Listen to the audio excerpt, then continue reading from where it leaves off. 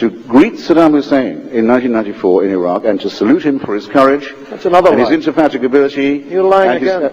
Your nose is growing. Sir, I salute your courage, your strength, your indefatigability. Address the Saddam Hussein point. Many people have been asking us the same thing. Well, that's because you have deliberately teed up this interview with a falsehood. We do not tee up the question. You're a bunch of liars, and everybody knows that you are. Mr. Galloway. You have lavished allegedly blandishments on Saddam's regime.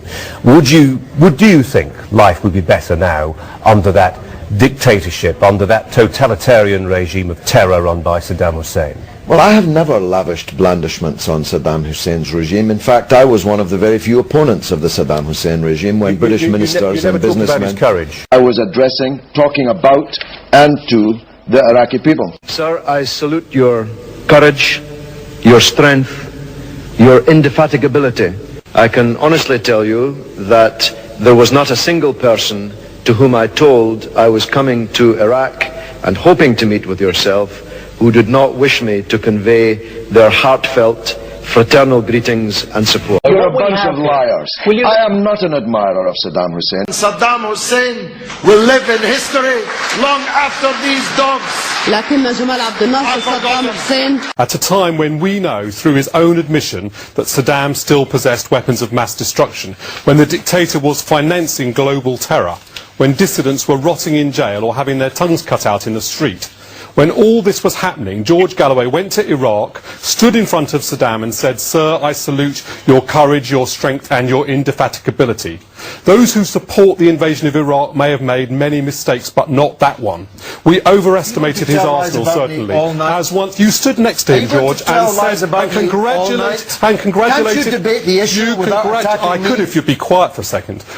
Certainly, we underestimated his arsenal, but at least we saw clearly Saddam's ruthlessness and his murderous nature. We didn't congratulate people on calling their children Saddam. What about Mr. Sharon? Galloway cannot argue again with the Jews. Cannot argue that again with the Jews, that we should not have contained Saddam and not toppled him, for he opposed every measure, George, to constrain this fascist dictator. And now, so Sharon, as you vote, I ask you to salute human rights, to salute freedom, to salute a difficult, flawed, but still correct decision to resist aggression, and to salute the brave, free people of Iraq. He, ad hominem attacks, right from the start, putting words in my mouth that I never spoke. You never said that. No, you're telling me you never said that. Not about Saddam, I didn't, and you know very well. You stood next to him and said, "Sir, I salute you." Very well that I didn't. Sir, I salute your courage, your strength, your indefatigability. Mr. Galloway speaking with his customary good manners and unsullied integrity. of spunk-loving sluts. Order. As I said, I wish to give the honourable gentleman as much leeway as I can. Or XXX pornographic. Order. Or Asian babes. Oh, it's always the manners and the integrity that you're not sure of, and tonight we see the problem is going to be with the manners. Because this is the very last time I'll be speaking to ITN. Be sure about that. You're a Democrat. Does that pose any problems in terms of how you viewed Fidel Castro? Well, if people believe the package they've just heard, which could have come from Fox News, you would think that Fidel Castro was some kind of tyrant. Mr. Galloway, are you proud of having got rid of one of the very few black women in Parliament? What a preposterous question. I know it's very late in the night, but... Are you proud of having got rid of one of the very few black women in Parliament? I'm not... Jeremy, move on to your next question. Well, you're not answering that one. So move on to your next question. Are you because proud? I've got a lot of people who want to speak to me. If you ask that question again, I'm going. I warn you now. Don't try and threaten me, Mr. Galloway, please. You're the one who's trying to badger me. I'm not trying to badger you. I'm merely asking you whether you're proud of having driven out of Parliament one of the very few black women there, a woman you accused of having on her conscience the deaths of 100,000 people. Oh, well, there's no doubt about that one. George Galloway, first of all, when you told Iraqis to resist British troops, you must have known that would have been unacceptable to the Labour Party. It would be better if you got that right. I have got it right. No, you've obviously not got the transcript. I have never asked Iraqis to resist British troops. They can control the skies. يمكنهم أن يسيطروا على السماوات. But only if they don't come within range of an RPG. I have never called on anybody to harm British troops. يأتوا ضمن نطاق RPG فإنهم لا يمكن أن يسيطروا على أي Not one street anywhere. لا يمكنهم أن يسيطروا على شارع واحد. These poor Iraqis, هؤلاء العراقيون الفقراء ويتسلحون بالكلاشنيكوف of weapons,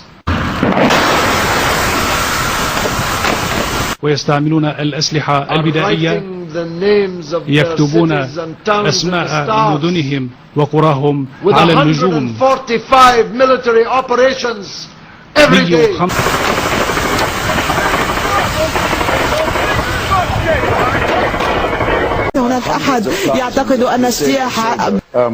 Mr. Galloway trades a better set of manners when he's in Los Angeles from the one that he exhibits when he's in, say, Syria on state television, when he praises the martyrs and the jihadists and the 150 or so operations they conduct every day in Iraq. He goes there to stir it up, and then he comes here to tell us, watch out, they're being nasty.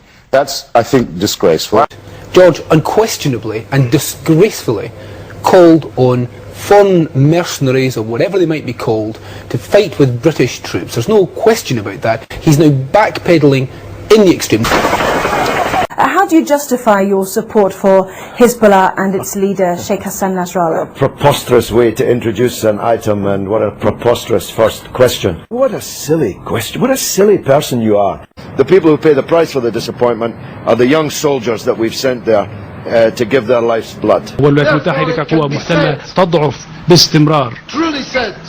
ويمكن القول بأن المقاومة العراقية لا تدافع عن العراق وحسب، إنها George is the only one where any action's been taken, and it's quite clear that it's nothing to do with his position on Iraq. It's a position on British troops and calling on foreign troops to fight against British troops. That's the size of it. George wants to convince us all it's to do with his position in Iraq, that he's some kind of martyr. It's simply not true.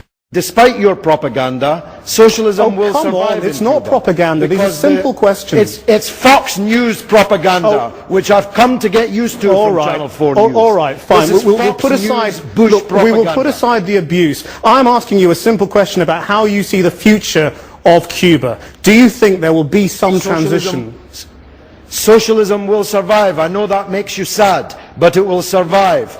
I don't think that dictator does it. You know, when Hitler was at the Channel ports, we had a national government, we suspended normal politics, we cast Sorry, aside... who's Hitler in this comparison? Well, George Bush. He's the George Bush is Hitler, is he? Yeah, don't make me laugh, Mr. Galloway. You have a record as long as my arm of justifying autocracy across the world, and you admire Castro because of the way he rules. All the papers seem to imply that you get executed in Iran for being gay. That's not true. His boyfriend was hung, though, wasn't he? Yes, but not for being gay, for committing sex crimes against young men. In Iran, they are persecuted, and those two boys were hung for being gay. I don't know what you're talking about. I've got to take them at their word. If they say, if the leader of Iran says he wants to wipe Israel off the face of the earth. He didn't say that, and you know very well he didn't say that.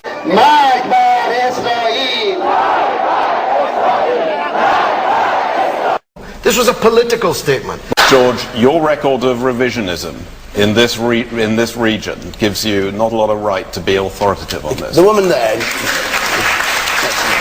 From the man who congratulated Saddam Hussein on his courage and indefatigability. You said the other day that you thought that the assassination of Tony Blair would be morally justified. By an Iraqi. How do you propose to use your time in... Oh, I see, it's another occasion of you not wanting to talk to someone who doesn't agree with you. Actually, Jeremy. All right. David Lammy, what do you make of Mr. Galloway? I think he's a carpetbagger. And how many people were killed on July the 7th? And how many people... Just have a word, George, just calm down. How many people have been saved by what our police have done? How many bomb plots have been foiled? How many July the 7th have been prevented because we have brave policing and good security services in this country? Let me ask you this. Are you proud to be British? Being British is an accident of birth. America keeps the world as safe as they can while nobody else... How come we all hate your country's role in the world, Anthony? What's that? How come we all hate your country where the people are 32 stone and where there's no sidewalk? Because nobody walks anymore. Go and stuff your mouth.